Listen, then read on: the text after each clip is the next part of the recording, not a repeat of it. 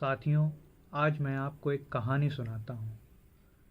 हमने बचपन से भगवान श्री कृष्ण और सुदामा की दोस्ती की कहानी तो बहुत सुनी है।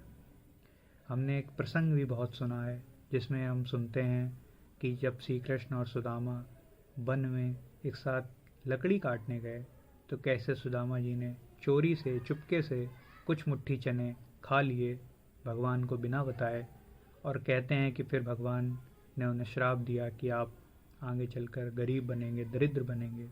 तो ऐसा प्रसंग हम सुनते हैं।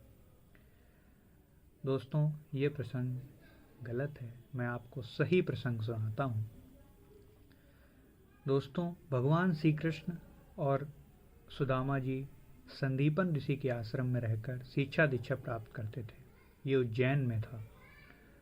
तो एक बार आश्रम में कई दिनों तक 4-5 दिन तक उस स्थान पर बारिश होने लगी।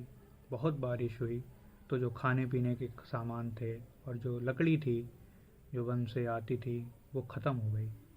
तो गुरु माँ ने भगवान श्री कृष्ण और सुदामा से कहा कि आप लोगों को लकड़ी की व्यवस्था करनी है क्योंकि लकड़ी ख़त्म हो गई है।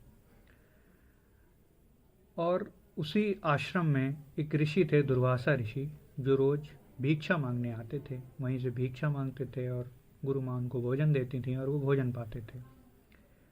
उस दिन जब वो आए, क्योंकि खाने पीने की चीज़ें समाप्त हो चुकी थीं और 2-3 मुट्ठी चने ही बचे थे, तो गुरु माता ने सोचा कि ये दोनों बच्चे जा रहे हैं जंगल में और वहाँ पे कुछ तो इन्हें खाने के लिए चाहिए ही होगा। तो गुरु माता ने दुर्वासा ऋषि से उस दिन मना कर दिया कि आज हमारे आश्रम में आपको देने के लिए कुछ भी नहीं है, हम आपको कुछ नहीं दे सकते।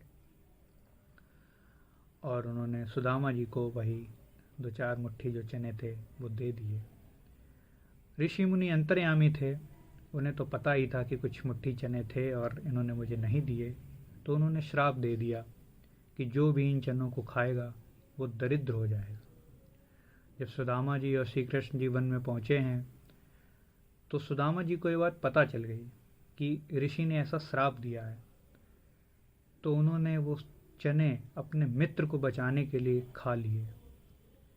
श्री कृष्ण भगवान को वो चने उन्होंने नहीं दिए।